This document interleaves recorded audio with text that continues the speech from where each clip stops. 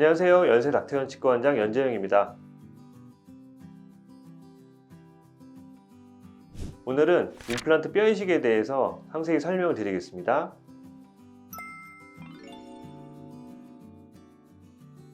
임플란트를 하게 되는 상황은 치아가 어떤 원인 때문에 발치가 됐을 때 그 자리에 수복을 위해서 임플란트를 하시게 되죠. 근데 치아가 발치가 되면 그 주변에 있는 잇몸뼈가 형태를 유지하는 게 아니라 대부분 서서히 수축이 됩니다. 또 발치 과정에서 잇몸이 뜯겨져 나가거나 또 잇몸뼈가 수축이 되면 잇몸이 점점 쭈그러들게 되죠.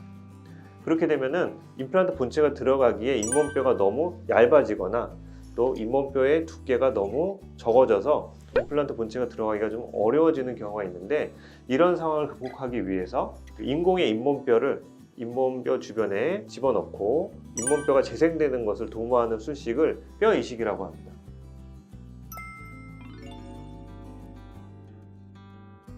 잇몸이 약하다라고 하면 환자분들께서 생각하시는 잇몸이 약하다는 기준 중에 이제 치주염을 좀 오래 앓으셨던 분들은 계속 잇몸이 붓고 피나고 하는 상황을 적게는 10년, 20년, 30년 이렇게 겪으신 경우가 있어서 나는 잇몸이 너무 약해서 임플란트를 못하지 않나? 라고 말씀하시는 분들이 계신데, 발치를 하고 나면 치주염의 원인인 치아 뿌리가 없어졌기 때문에 오히려 잇몸뼈나 잇몸은 튼튼해지게 마련입니다.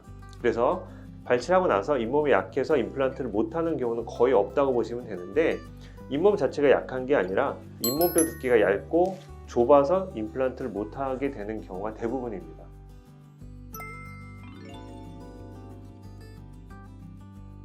뼈이식을 하게 되면 치조골, 그러니까 잇몸뼈의 부피를 증가시키는 과정이라고 생각하시면 되는데, 경우에 따라서 부피가 잘 증가되는 경우도 있고요, 또 부피가 잘 증가되지 않는 경우도 있습니다. 그래서 임플란트 뼈이식이 임플란트에 좀 안 좋구나 라는 예전에 의견도 있었는데, 요즘은 뼈 이식제도 많이 좋아지고 기술도 많이 발전했기 때문에 치조골에 하는 뼈 이식은 결과가 굉장히 좋고 거의 대부분의 경우에서 성공을 한다고 생각하시면 됩니다. 그래서 임플란트를 할 때 뼈 이식하는 거에 대해서는 전혀 부담을 느끼실 필요가 없습니다.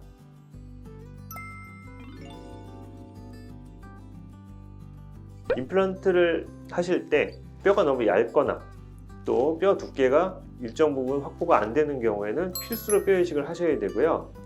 그 다음에 또 다른 경우가 있습니다. 임플란트를 하기 위한 잇몸뼈의 두께나 폭은 어느 정도 괜찮은데, 임플란트 머리를 올리고 나면 주변에 음식물이 많이 끼는 경우가 있습니다. 임플란트 머리에 비해서 잇몸이 부피가 있어야 되는데 부피가 없는 거죠. 그런 경우에는 그 부피를 증가시키기 위해서 부피 증가용 뼈 이식을 하는 경우도 많이 있습니다. 그래서 A라는 치과에서는 그런 부피 증가용, 그러니까 잇몸 모양을 빵빵하게 만드는 그런 목적으로 뼈 이식이 필요하다고 판단하는 반면, B라는 치과에서는 부피 증가용 뼈 이식에 대해서 잘 판단하지 않거나 놓치는 경우가 있는데, 이런 경우에는 환자분께서 A라는 치과에서는 뼈 이식이 필요하다고 했는데 B라는 치과 갔더니 뼈 이식 안 하셔도 됩니다. 이런 답을 들으시는 경우도 있죠. 근데 경험상 발치를 하고 나면 잇몸뼈도 줄어들게 되고 잇몸도 수축이 많이 되기 때문에 임플란트 이후에 임플란트 주변의 잇몸 형태를 유지하기 위해서는 대부분의 경우에 뼈 이식이 필수적으로 시행이 된다고 생각하시면 됩니다.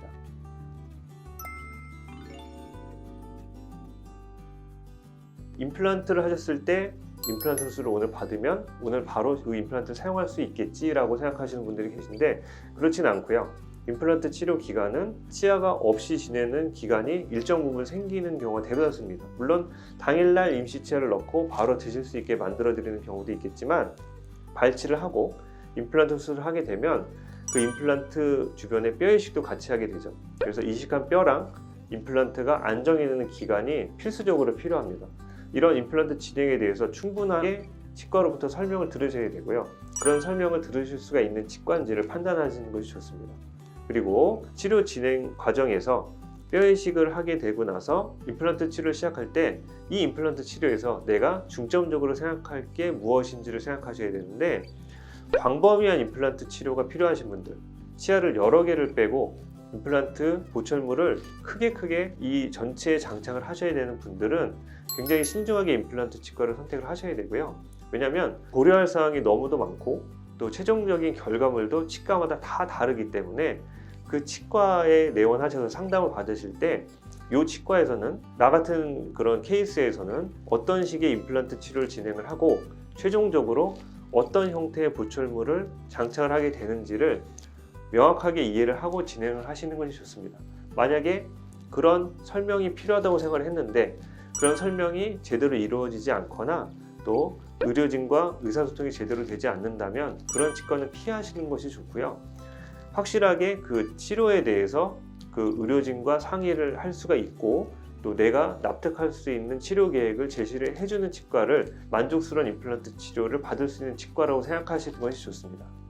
네, 오늘은 임플란트 뼈이식 관련에 대해서 간단히 말씀을 드렸는데요. 임플란트 치료를 할 때 뼈이식을 하는 이유는 여러 가지가 있는데 대부분의 경우에선 필요에 의해서 하기 때문에 뼈이식에 대해서 너무 부담을 가질 필요가 없고요. 임플란트 치료를 할 때 간단하게 들어가는 부가적인 치료 방법이라고 생각하시면 임플란트 치료 받으실 때 마음 편히 받으실 수가 있을 것 같습니다. 네, 지금까지 연세 닥터는 치과 원장 치유과 전문의 연재영이었습니다. 감사합니다.